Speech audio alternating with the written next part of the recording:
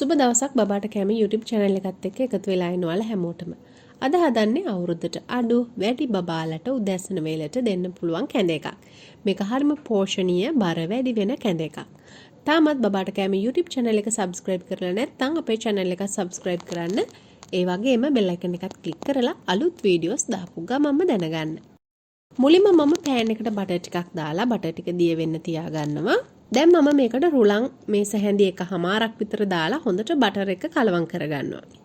Butter එක කලවම් කරගන්න ගමන් තප්පර 30ක් විතර ලිපේ තියාගන්න ඕන. තප්පර 30ක් විතර ගියාට පස්සේ මම මේකට වතුර එකතු කරගන්නවා. වතුර එකතු කරගත්තට පස්සේ රුලන් ටික හොඳට වතුරත් එක්ක දිය කරගන්න. රුලන් වල කැටගතිය සම්පූර්ණයෙන්ම නැති වෙන්න දිය කරගන්න ඕන. ඊට පස්සේ මම මේකට එකතු කරගන්නවා පීනට් බටර් තේ හැන්දක්.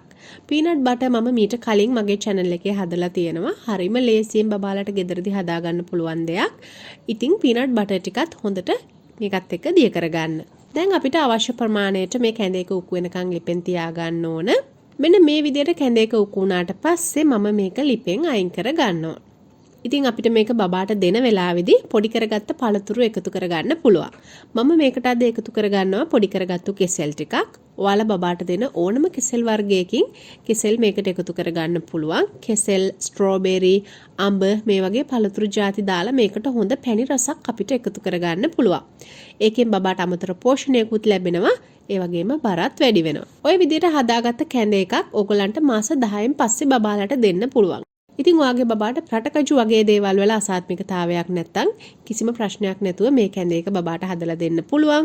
ඒ වගේම පීනට් බටර් එකත් බබාගේ කෑමට එකතු කරන්න පුළුවන්. පීනට් බටර් එක හදාගන්න වීඩියෝ එක මම ඩිස්ක්‍රිප්ෂන් එකේ දාලා තියන්නම්. බලලා ඔයගලන්ට පීනට් බටර් එකත් ගෙදරදිම හදාගන්න පුළුවන්. ඉතින් මේ වගේ කැඳ එකක් බබාගේ උදෑසන වේලට තමයි වඩාත්ම සුදුසු වෙන්නේ.